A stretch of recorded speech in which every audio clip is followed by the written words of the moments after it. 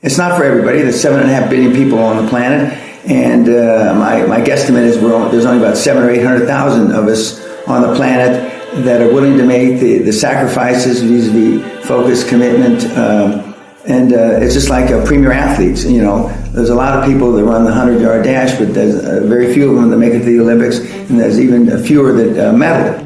I love myself.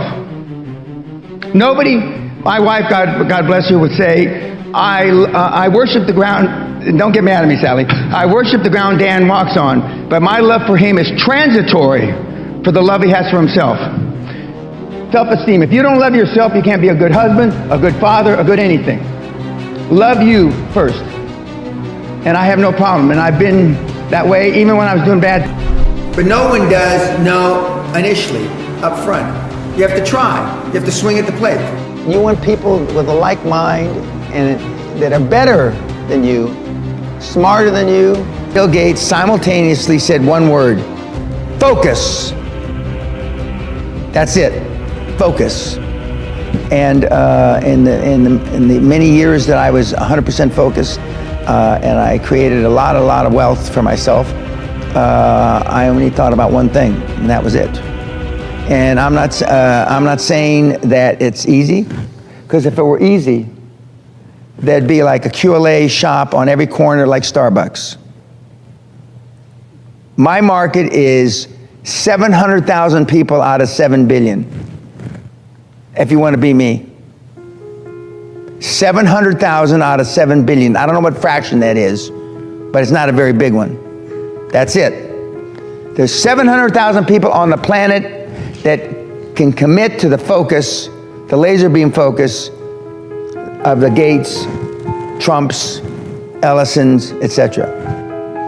If you want to create generational wealth, generational wealth is wealth that you make in 20 to 25 years, because depending on where you Google it, a generation is either 20 to 25 years. We do that, and I've taught, and I did it myself, how to do it in 4 to 7 years. And and virtually throwing everything that you've learned or read out the window. But it's focus, and not that many people can stay focused.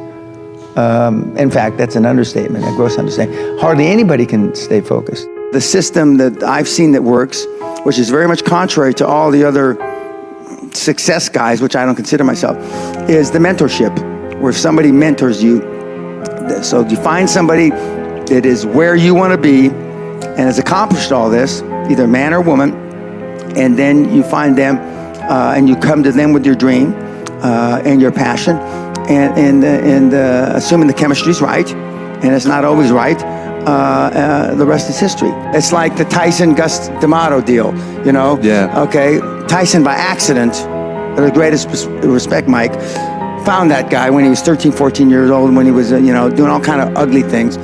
Not dissimilar to myself, about the same age. Yeah.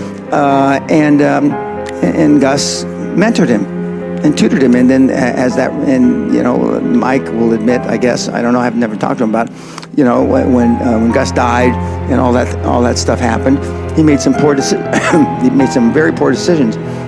So you got to find that person, and you don't just, you're not just going to find him, walking down the street, on the high street. I mean, you have to make a concerted effort to find somebody that you look up to, and normally that person is several years older than you, but they're successful in what you want to do. Question is, do you, the person asking the question, have what it takes to do what Dan did?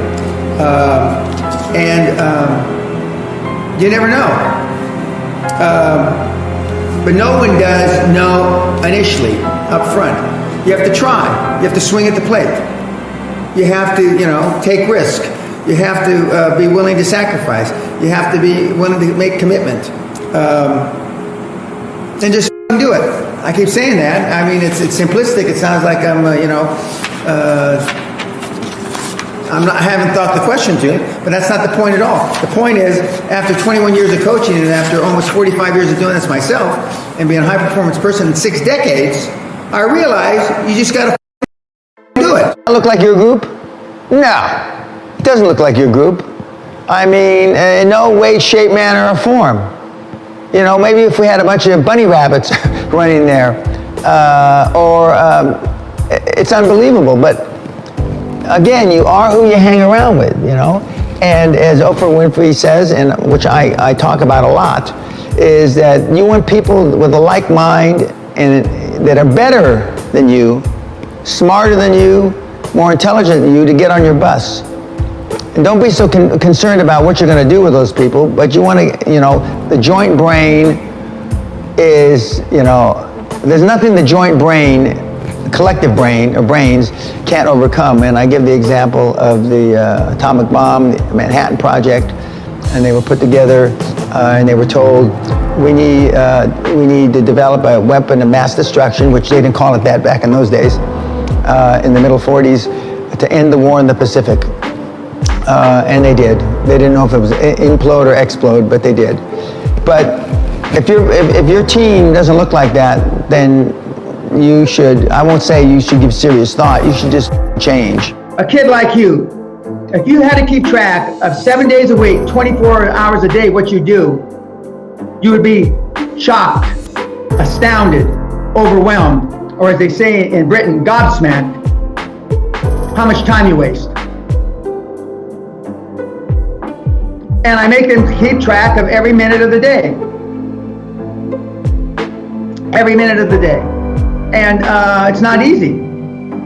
It's not easy. When you find out, I have people that have come through the seminar that spend 20 hours a day walking in the fresh air and meditating. 20 hours a week, excuse me, not a day. 20 hours a week. And they don't get anything done. And they don't feel relaxed. What takes you off? What really sets you off right now? You mean irritates me? Irritates you, pisses you off, yeah. Man's greatest burden is unfulfilled potential. Man's greatest burden is unfulfilled potential. And I say, when I look at the audiences, and I know that maybe only 1% are going to achieve their potential. Not fully, I still haven't fulfilled my potential, but unfulfilled potential is man's greatest burden. And it breaks my heart, because I know what you kids are capable of. I know, I've had kids with 80 IQ to 180 IQ that I mentored that have done big deals. Actually, the 80 IQ did better than the 180 IQ, okay? And I know what they're capable of.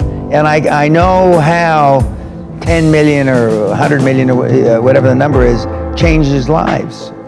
And then all of a sudden, you know, you believe that you can walk on water. You believe that you can take a loaf of bread and feed however many he was supposed to have fed and make water into wine.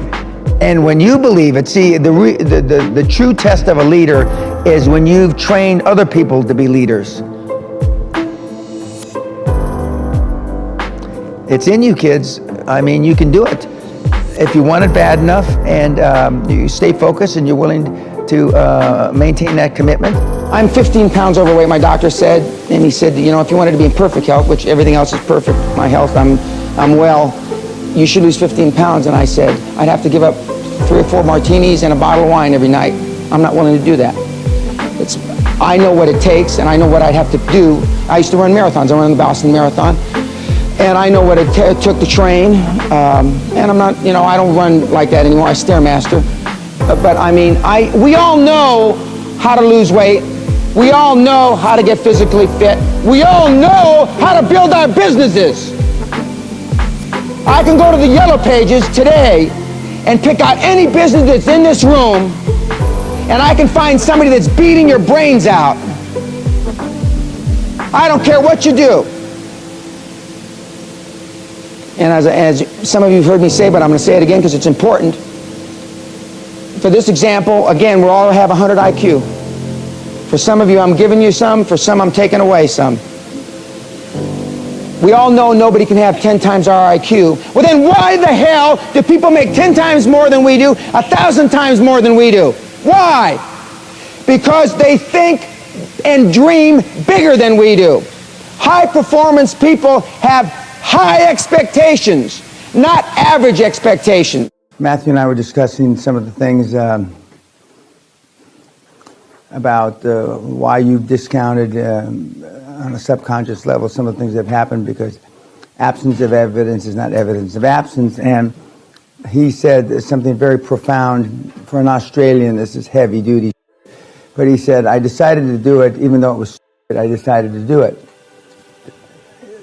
Meaning follow the process to an intellectually bright guy who's an engineer. And see, you won't. You see, you'll figure out a better way. And he followed the process that works and has been working for 45 years, 20 some years before when I was doing it, and 22 years since I've been coaching. And he called it. He wasn't trying to be insulting or anything. He says, I just decided to follow it, you know. How did you say it? Instead of trying to be smart, I would just try to be stupid, shut that part off of my brain, and just do it. And what happened? He did it.